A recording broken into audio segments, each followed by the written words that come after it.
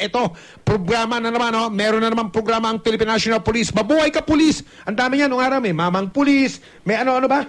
Depende kung sino hepe. Diyan sa PNP. Taxi sa Double B! Pagpapalit ng hepe, may kanya-kanyang mamang pulis. Ano ba yung iba, Benji?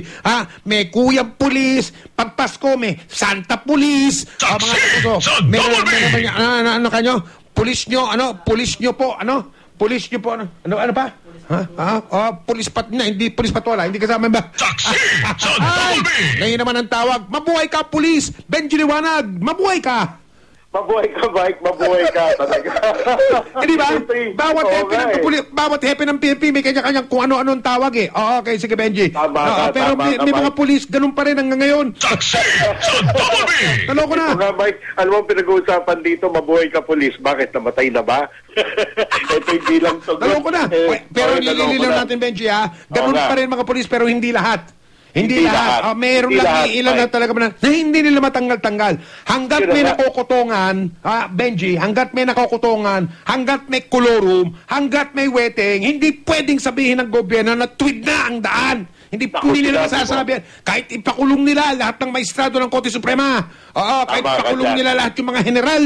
Kahit ipakulong nila lahat yung mga miyembro ng gabinete. Pero dito, sa mga lansangan, araw-araw, tuwing umaga, tuwing tanghali, tuwing hapon, tuwing gabi, kung may mga nangongotong, kung may mga kolorum, kung may mga iba't ibang klaseng kawalang yan, pag sinabi nilang tweet ng daan, hindi maniniwala mga tao. May tawag dyan, Mike. Ano? Patay kang pulis ka. Loko na. Binaliktad mo yung mabuhay ka pulis. Ano ka ba namin?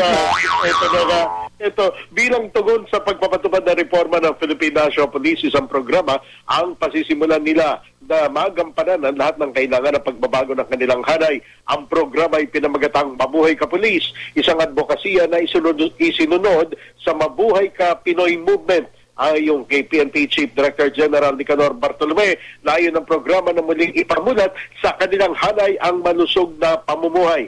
Sinabi ni Bartolome na 2 araw na programa ay makakatulong ng malaki, hindi lamang sa kanilang kalusugan, kundi pati na rin sa kanilang kabuuan. Isusunod din nila ang Mabuhay Ka Pulis sa may kapal o alagaan o kaagapay, bukal na buhay, ugoy ng duyan, hangin, araw, yaman ng lahi, kalikasan, alalay lang, pagpapalakas, usad, labanan mga bisyo, alkohol, paninigarilyo, ano ba yung pinagsasasabi mo? Mike, ano ba yung mga yan, Benji? Ito yung mabuhay ka, M, may kapal, B-U, yung buhay, at bukal na buhay, ugoy ng duyan, hanggang hangin. Yan.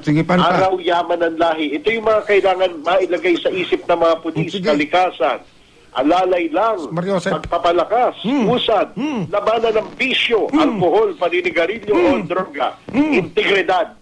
Ito, Mike, ito importante, integridad at sustansya ng pagkain at panawagan. Ang Mabuhay Ka Pulis, Mike, parang pinalalabas yung baboy ang mga pulis. Hindi naman lahat Hindi naman lahat, Mike. Meron lang iilan na mga talagang... Sige, Benji. Mike, ito nga yung sinasabi na pulis niyo po kami na dapat ay gampanan ng bawat isang pulis, hindi lamang sa kanilang pamayanan, kung hindi sa pang-araw-araw na kabuhayan. Ang inyong kapuso, Benji Liwanag, GMA Super Radio, DCW.